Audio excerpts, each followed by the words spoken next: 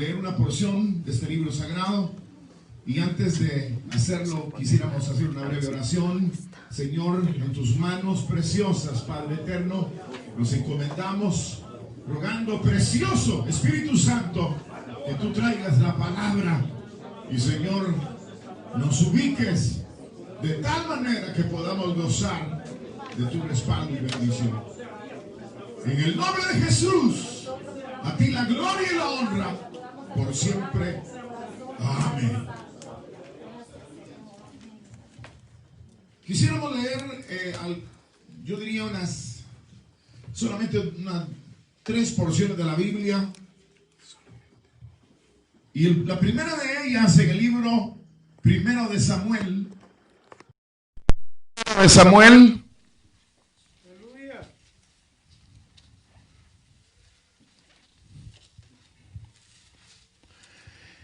Quisiéramos leer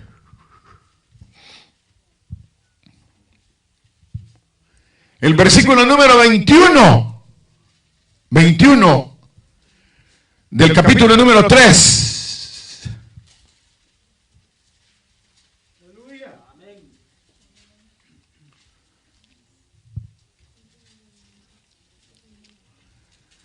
Y dice la escritura de la manera siguiente, el versículo 21 dice: y Jehová volvió a aparecer en Silo, porque Jehová se manifestó a Samuel en Silo por la palabra de Jehová. Lo leemos una vez más. Dice: y Jehová volvió a aparecer en Silo, porque Jehová se manifestó a Samuel en Silo por la palabra de Jehová. Primer libro de los Reyes, capítulo 18.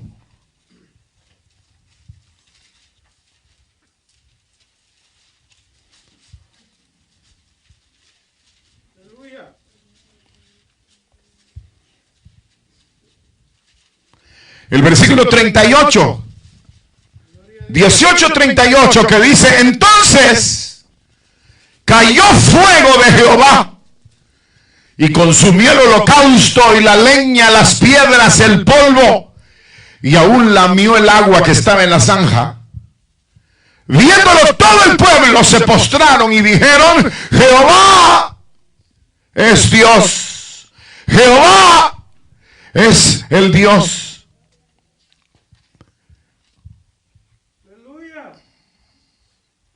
Hasta ahí dejamos la lectura. Ahora una más.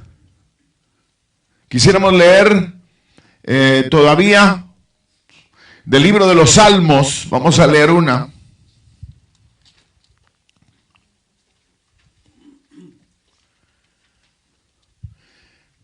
El Salmo 77.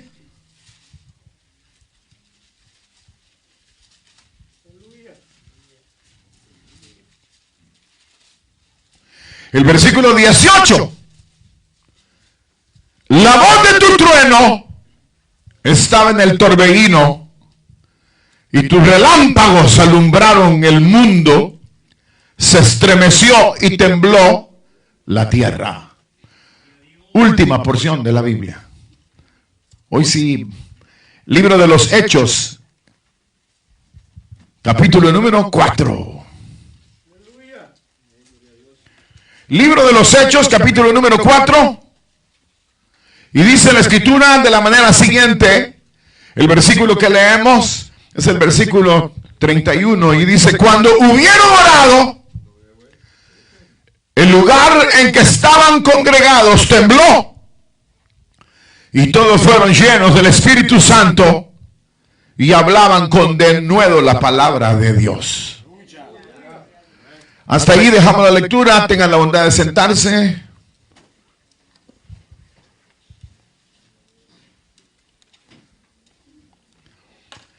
Hemos leído unos 4 porciones de la Biblia que en realidad tienen una misma verdad. Y esa verdad está relacionada con una de las mayores necesidades que nosotros tenemos como creyentes, y es de gozar de la manifestación de Dios. Y no solamente gozar de la manifestación divina, sino que sería más que gozar de la bendición o la manifestación de Dios. Diría que estas porciones de la Biblia nos hablan de cómo gozar de la manifestación divina. En primer lugar, quisiera señalar que aunque el pensamiento de la mayoría de nosotros, porque casi todos me imagino que son cristianos, o parecen cristianos, me imagino que todos tenemos un concepto de que Dios está aquí. Hasta hemos hecho canciones, ¿verdad? Dios está aquí. Pero Él no estuvo en Silo, que era el tabernáculo, y abandonó el templo y su morada. Y si alguna vez leen el Salmo, dice que aborreció a Israel. Así dice.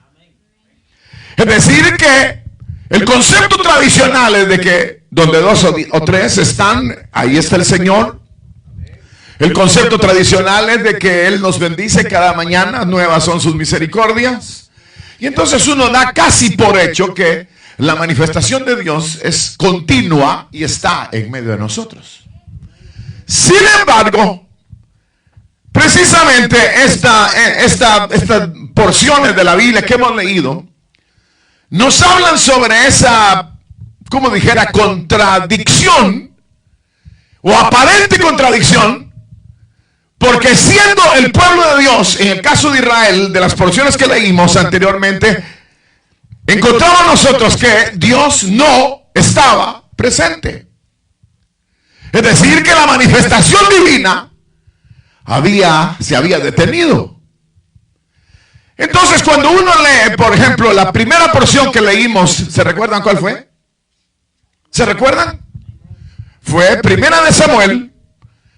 Encontramos nosotros que en la historia que narra esta porción de la Biblia, encontramos que dice literalmente, aunque no lo leímos solamente, y se manifestó otra vez Jehová y volvió a aparecer porque se le manifestó a Samuel. Es decir, que algo sucedió para que volviera.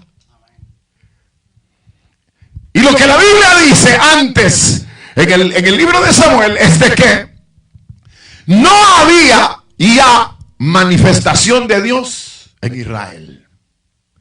Dice que ya no había ni visión con frecuencia, ya no había en Israel. Las consecuencias o las causas por las cuales había cesado la manifestación de Dios en medio de Israel, no sé, tal vez la recordarán ustedes, pero habían habido, y no voy a quizás a mencionar todo, pero habían habido una serie de anormalidades en el pueblo de Israel y principalmente en los sacerdotes, que habían hecho de alguna manera cesar o que se detuviera la manifestación divina. Y cuando nosotros vemos que el versículo que leímos dice y volvió a aparecer, entonces algo cambió para que se volviera a manifestar la gloria de Dios en medio de ellos. Cuando nosotros vemos la narración del capítulo 18 del libro Primero de Reyes, que fue la segunda porción que leímos, encontramos nosotros que de la misma manera la manifestación de Dios había cesado en Israel. Eran los días de Elías. Y dice la Biblia que todos gritaron: Jehová es el Dios. Es decir, que reconocieron que Dios estaba en medio de ellos y fuego de Dios había caído. ¿Se recuerdan ustedes de esa narración? Fuego de Dios cayó. Y entonces el pueblo se volcó reconociendo que la gloria de Dios ¿había qué? Había vuelto, había regresado. La sequía se terminó, 3 años y medio de sequía. La idolatría y todo lo que se estaba dando en Israel cesó. Y hubo un volcarse de nuevo a causa de la manifestación nuevamente del Dios de gloria en medio de ellos. Quisiera pedirles, queridos hermanos, que no sé si todavía tienen la Biblia en la mano, pero el capítulo número que leímos, el capítulo del libro de los Salmos que leímos, dice la Biblia en el versículo número 7, 77:7. ¿Lo tienen? Dice, ¿desechará el Señor para siempre? Es una pregunta. ¿Desechará el Señor para siempre y no volverá más a hacernos propicio? Verso 8 dice, ¿ha cesado para siempre su misericordia? ¿Se ha acabado perpetuamente su promesa? Verso 9, ¿ha olvidado Dios tener misericordia? ¿Ha encerrado con ira sus piedades? Todas esas preguntas ya pueden ver para acá. Todas esas preguntas son a causa de una sequedad que el mismo salmista expresa como de asombro. ¿Se han acabado sus misericordias? ¿Volverá a tener misericordia? ¿Nos desechará para siempre? Es decir, que se había prolongado y no había habido manifestación divina.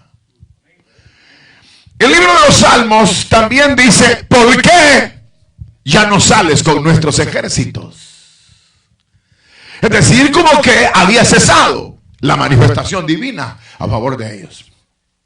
Cuando nosotros pensamos en la manifestación de Dios y cómo traerla de nuevo, es lo que más o menos sucedió también en el libro de los Hechos, que fue la última porción que leímos. Cuando en el verso que leímos dice, y el lugar donde estaban congregados tembló y todos fueron llenos del Espíritu Santo. Es decir, que se ve como una vez más que la gloria de Dios y la manifestación de Dios llega a la vida del pueblo, o a la vida de la iglesia, o a la vida de la recién formada iglesia. Pero encontramos nosotros que la manifestación de Dios conmueve la tierra, y por supuesto el Espíritu Santo es derramado y se mueve con poder en medio de ellos. Yo diría, trazando el camino en donde la manifestación de Dios debía o debiera o debería ser una realidad en medio del caminar de la iglesia. Ahora, el pueblo de Israel de la misma manera fue educado de tal manera que pudiera contemplar la gloria de Dios continuamente. El pueblo de Dios fue educado, y ustedes recordarán, desde Abraham, Isaac, Jacob, y posteriormente el pueblo de Israel fue acostumbrado a ver la manifestación de la gloria de Dios.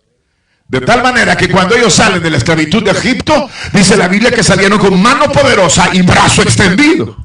Dios humilló a los enemigos y exaltó a su pueblo.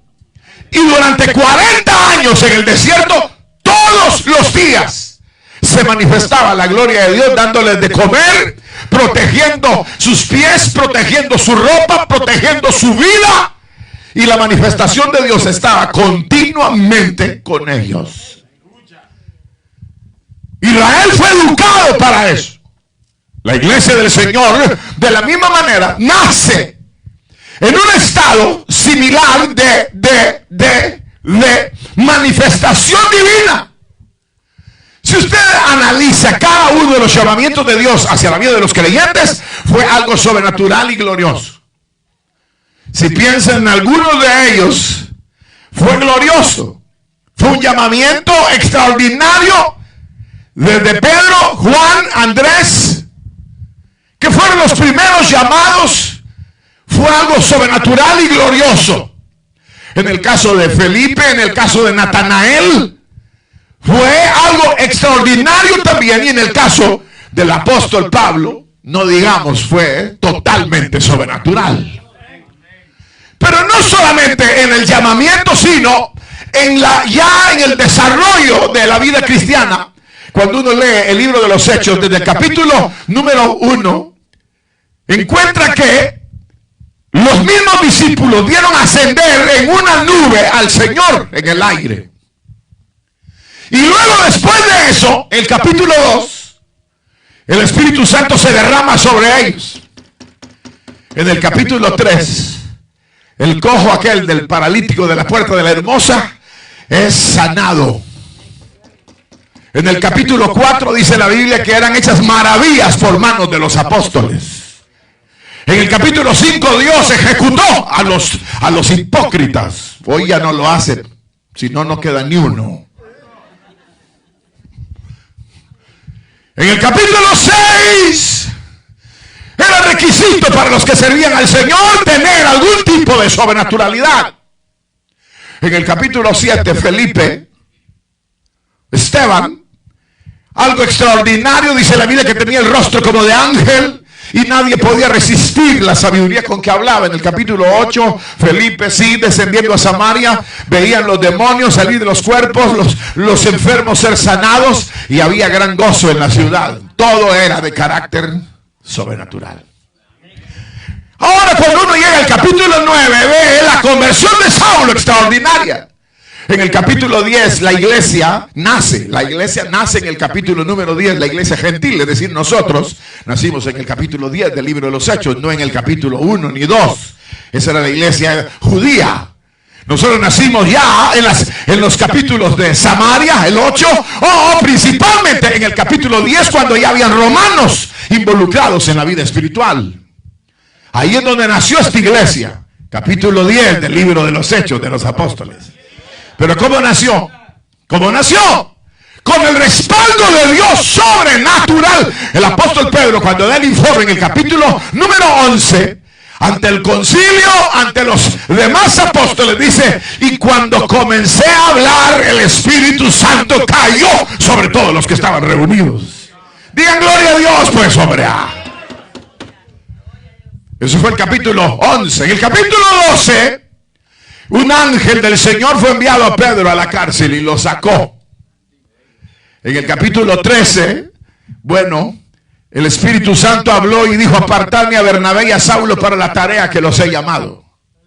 En el 14 hacían maravillas los apóstoles. En Listra, en Derbe, en Iconio, era una planadora que se había soltado y había maravillas y prodigios.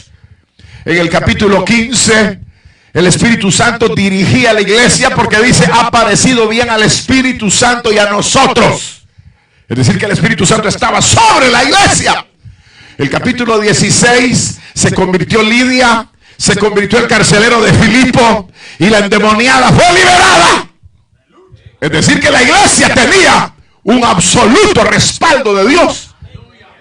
No se parecen nada a ustedes. Sí, uno hoy se inventa ¿verdad? Que se hace el gran poderoso y le empuja a la gente para que, y cuando hasta los sugieres están preparados, que le tocan la espalda, ya se puede tirar. Bueno, que se tiran. No, hombre, eso es falso, hermano. Es como ya no se tiene el poder, entonces hay que falsear todo. Ahora, el capítulo 16, hubo liberación, hubo terremoto, hubo de todo, porque el respaldo de Dios estaba ahí. En el capítulo que vamos, 18, 17, encontramos nosotros el impacto divino en aquellas regiones intelectuales de aquella época, en Grecia, en donde los hombres fueron conmovidos por el poder del evangelio. En el capítulo 18 Pablo está, ¿saben dónde está Pablo en el capítulo 18 de los Corintios? ¿No saben? ¿Recuerdan? Bueno, está nada menos que en Corinto. El capítulo 18 de los Hechos, Pablo está en Corinto, en donde se había derramado el Espíritu, de tal manera que Pablo tuvo que regular los dones del Espíritu Santo y la operación de ellos en medio de la iglesia de Corinto, porque era demasiado el desborde que había. Le dije: no, hablen 2 o 3, no más, porque todos se soltaban a hablar en lenguas y a profetizar. Hoy no hay que decirles: cálmense, hermanos, 2 o 3, ya no hay ni uno. ¿No les da vergüenza ser cristianos de ese calibre? Donde ya no tienen respaldo de Dios. Ahora, capítulo 19, en el libro de los Hechos se registra la llegada de Pablo a Éfeso. En donde también, después de hablar con los discípulos, el Espíritu Santo también se derrama sobre ellos. En el capítulo 20, y aquí voy a terminar para que ya no... Son 28 capítulos del libro de los Hechos, por si no sabían. Pero a partir del 20, Pablo se reúne con los ancianos de la iglesia y dice estas palabras: os encomiendo a Dios y a la palabra de su gracia, la cual los puede hacer herederos. Es decir que sabía Pablo que si no había una dependencia de la palabra y del Espíritu, la vida de la iglesia fracasaría por no tener el respaldo de Dios. Nosotros somos evangélicos así como dijera, por costumbre. Nosotros somos evangélicos o cristianos, pero ¿cuántos de ustedes alguna vez, no vayan a contestar que no quiero saber, pero cuántos de ustedes han visto un ángel alguna vez? ¿O cuántos de ustedes han oído la voz del Señor? ¿O cuántos de ustedes han sacado demonios y legiones de la gente, de demonios? No van a contestar, pues. Es decir que nuestro evangelio, yo no sé cómo es que ustedes son evangélicos. ¿Cómo harán para caminar en la vida cristiana si no se tiene el respaldo divino? ¿Cómo harán? Son cristianos hipócritas, no ustedes, sino los que no vinieron. Son cristianos que solo dice que son, pero no son. Porque la Biblia dice que cuando los apóstoles salían, dice así: y Dios daba testimonio a la palabra de su gracia. Dios daba testimonio a la palabra de su gracia, concediendo que se hicieran milagros y maravillas por las manos de los apóstoles. Es el capítulo 14 del libro de los Hechos. Es decir que ellos tenían el respaldo divino. Y cuando uno ve a Israel perdido y que se vuelve a la idolatría, que se hace abominable a Dios, es sencillamente porque no tenían el respaldo divino. Cuando uno ve la sequía en los días de Elías, es a causa de que el fuego de Dios ya no descendía. En los días de Samuel, cuando las cosas iban graves y los mismos sacerdotes se habían corrompido, todo se debía a que ya no había manifestación con frecuencia ni visión con frecuencia en medio del pueblo de Dios. ¿Qué dirían ustedes si les digo se acabó el mensaje ahorita? Yo me iría con la cabeza agachada, mano, y me iría preguntando: ¿seré hermano yo? Porque si no tiene uno el respaldo de Dios, ¿cómo lo hacemos? Díganme ustedes cómo Israel hubiera vivido 40 años en el desierto, sin agua, sin pan, sin lavanderías, sin nada, sin leche, sin carne, sin nada. ¿Cómo hubiera vivido si no fuera por el respaldo de Dios? Hubiera sido imposible. Entonces ahora nosotros, no sé cómo hemos hecho, yo creo que nosotros vivimos, vamos a hacer una rifa, hermanos, dicen. Viven a pura rifa. Viven a pura, para no insultar a nadie, viven a pura, ¿cómo dijera? A pura superficialidad de atracción hacia los que asisten a las iglesias. De tal manera que uno vive un cristianismo que, si se le aparece un mejor, una alternativa mejor, no lo duden que abandonaríamos al Señor. ¿Se acuerdan de la Biblia que dice: Señor, se están yendo? ¿Por qué se estaban yendo? Porque ellos mismos no podían ver la manifestación directa hacia sus vidas.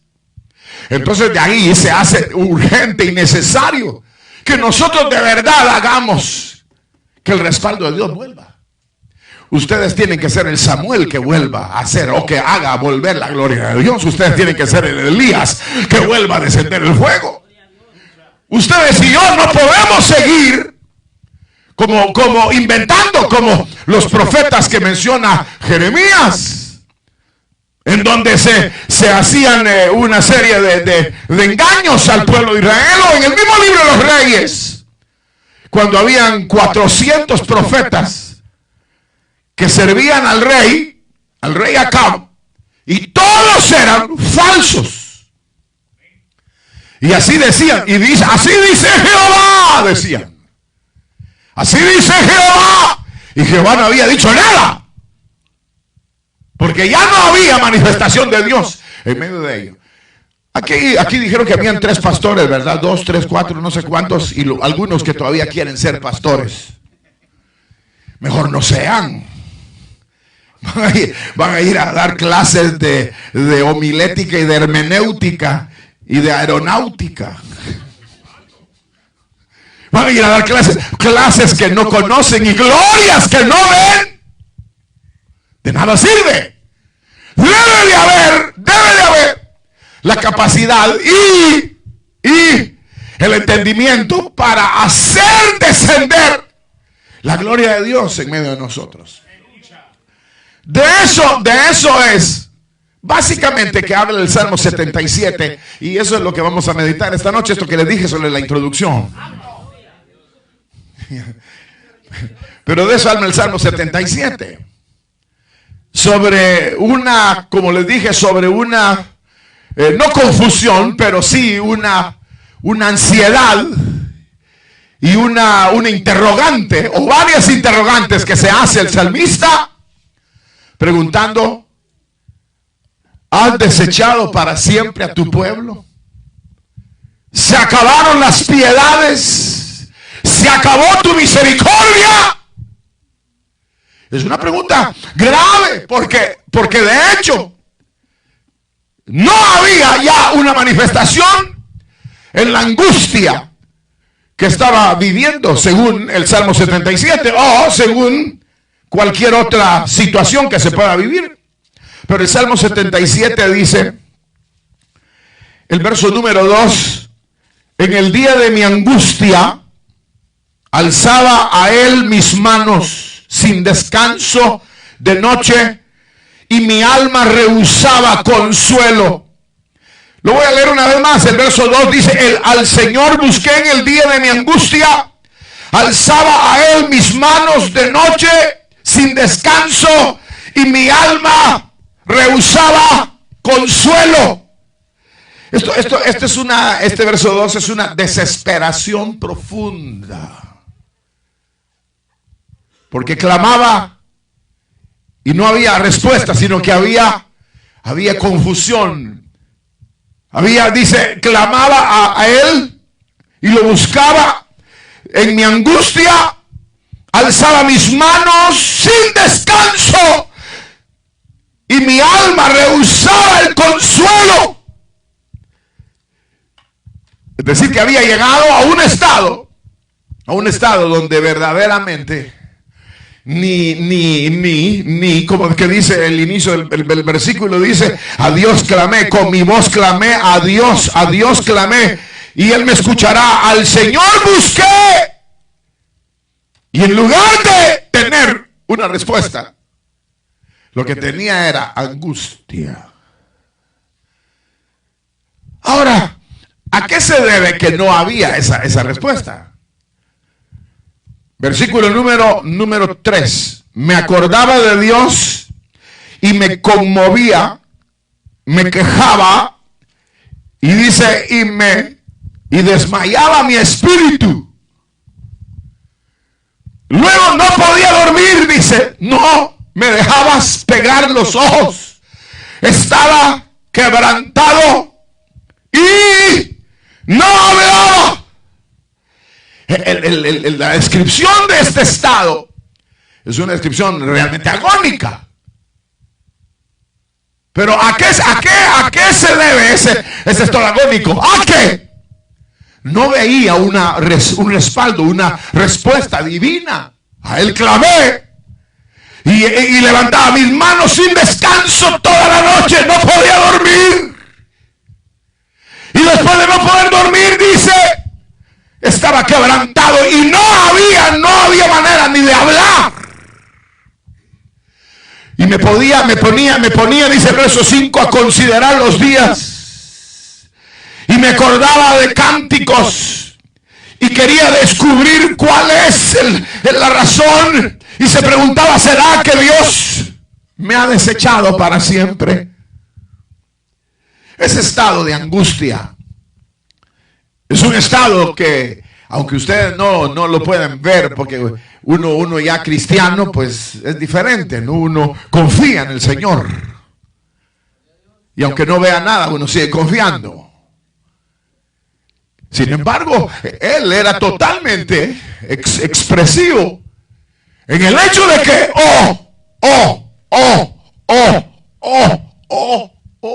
había un respaldo.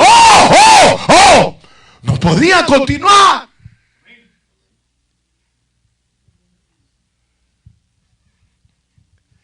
La iglesia al principio no hubiera podido sobrevivir, de verdad, no hubiera podido sobrevivir.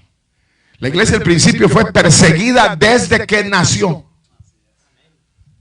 El mismo Señor Jesucristo no hubiera podido perseverar o prevalecer si no hubiese tenido el respaldo divino. Lo querían matar desde bebé y había una persecución igual que contra la iglesia. Y la iglesia en principio de la misma manera fue una iglesia perseguida. Si ustedes tienen una idea de lo que fue en el 1945 la persecución contra los judíos, más o menos eso fue la persecución para la iglesia.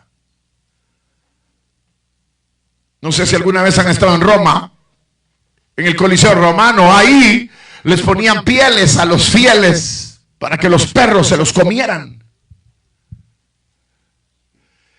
El mismo imperio romano aborreció a la iglesia. Díganme ustedes cómo hubiera prevalecido la iglesia sin un respaldo de Dios.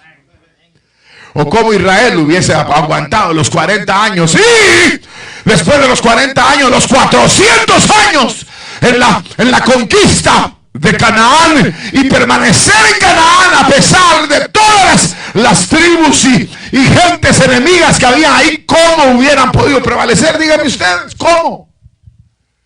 ¿Cómo es que dice el Salmo? Al no haber estado Jehová por nosotros, en una nada nos hubiera el enemigo destruido.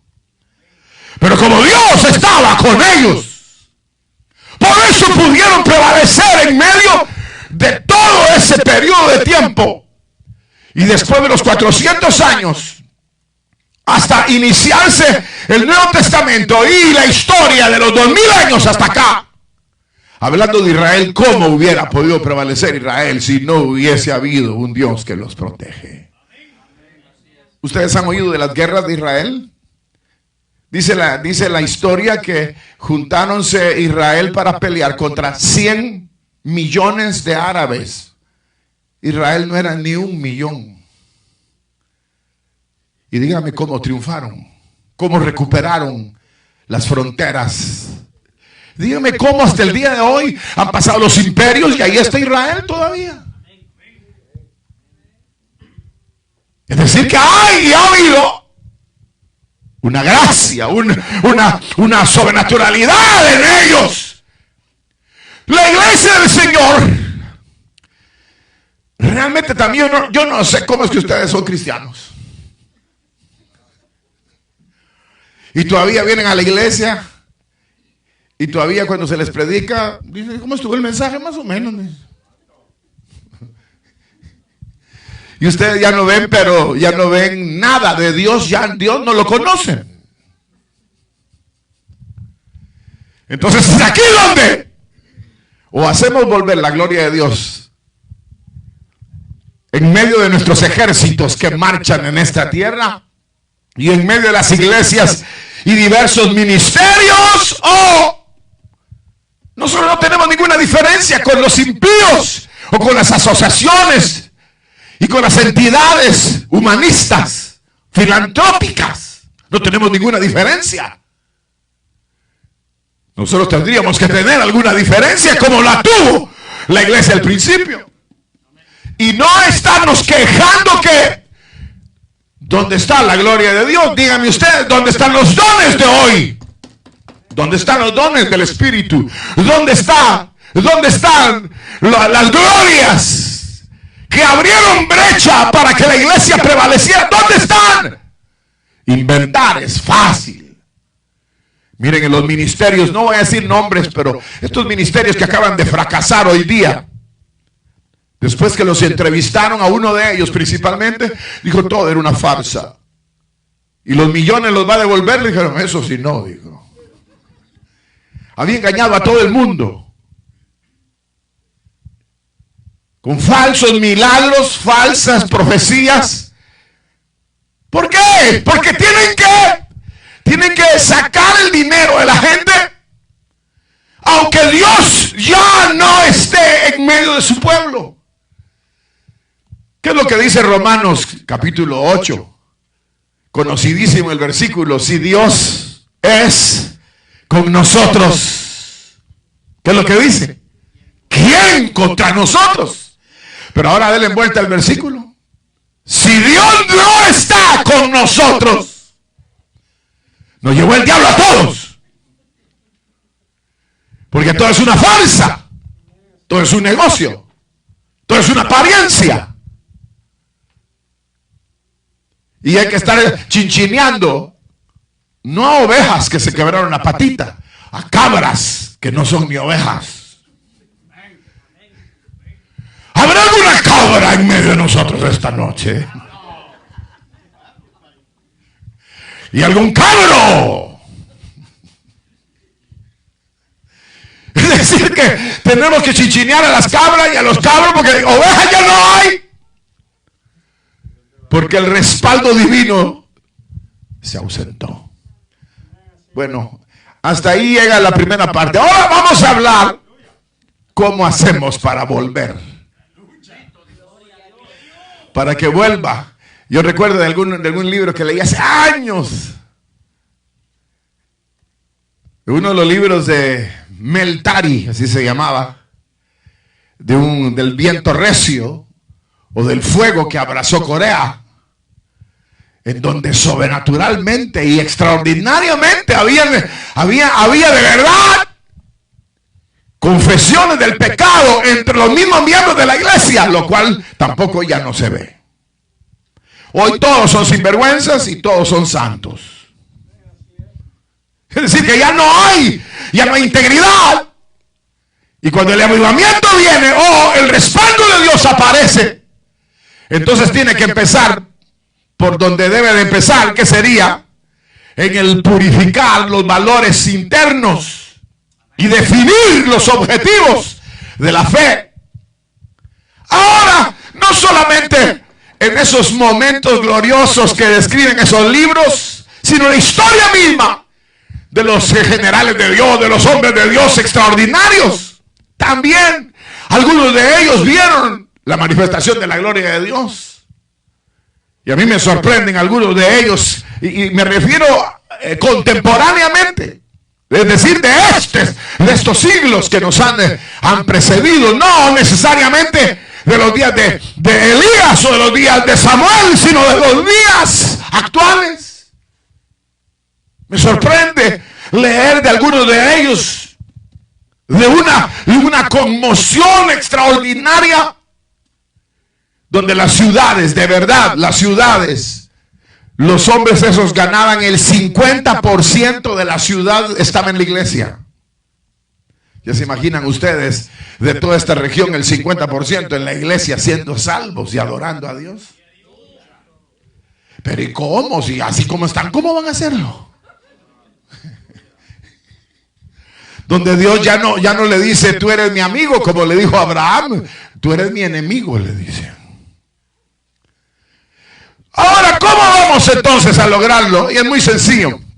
Según el Salmo que hemos leído, el Salmo 77, y el versículo que no leímos, a partir del versículo número 10, dice, anteriormente desde el verso 7 dice, desechará el Señor no volverá más a hacernos propicio. Verso 8, ha cesado para siempre su misericordia, ha acabado perpetuamente su promesa, ha olvidado Dios el tener misericordia, nos ha puesto bajo ira. Y entonces el verso 10 dice, dije, enfermedad mía es esta. Es decir, que el único culpable de que la gloria de Dios no descienda, ¿saben quién es? Nosotros. Será usted, no nosotros. No me echa a mí en la colada, hermano.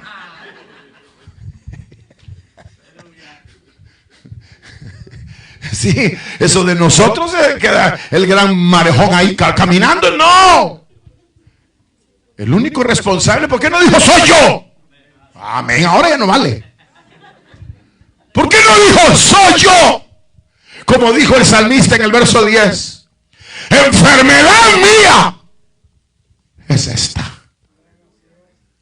Ya no sales con nuestros ejércitos. Has olvidado el tener misericordia. Ya no has de obrar. Definitivamente nos olvidaste. Y entonces hay una reacción en el dolor y la angustia que estaba viviendo para decir enfermedad mía es esta. Si a alguien tuviéramos que culpar esta noche, ¿a quién creen ustedes que culparíamos? Digan a quién. No van a contestar, pues. Digan a quién. ¿A quién la vamos a acusar? Exactamente, correctamente, bien analizado. A usted, solo a usted. Solo a usted, solo a usted, solo a usted, solo a usted, solo a usted. Es como cuando, ¿se acuerdan ustedes que en la conquista de Israel, dice la Biblia que dijeron, ¿a quién ahorcamos? A todos los príncipes, ahórquenlos. Y entonces se va a apaciguar la ira. Así que a todos y cada uno de los príncipes los ahorcaron. ¿Ustedes son príncipes de Dios? No van a contestar, pues les estoy preguntando si son príncipes. Pues ahorcada.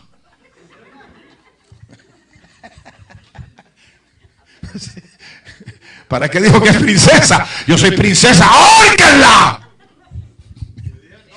Soy príncipe, ahórquenlo. Porque es el principal responsable, como fueron los hijos de Elí, de acarrear ese cesar de Dios sobre el pueblo de Israel. Pero cuando aquí el salmista dice, enfermedad mía es esta, ese sería el primer paso para lograr recuperar el respaldo de Dios. ¿Cuál es el primer paso para recuperar el respaldo de Dios? El reconocimiento de nuestra culpa, de nuestro estado. Es decir, que si de usted dependiera que la gloria de Dios descienda, es por eso que no ha descendido. Porque Saragán es medio coqueto con el mundo. Al Espíritu Santo no le pide que lo llene. No se piensa de día y de noche en la verdad divina. Es decir, que nosotros somos los responsables. Aparte de cometer pecados solapados o a la vista de todo el mundo,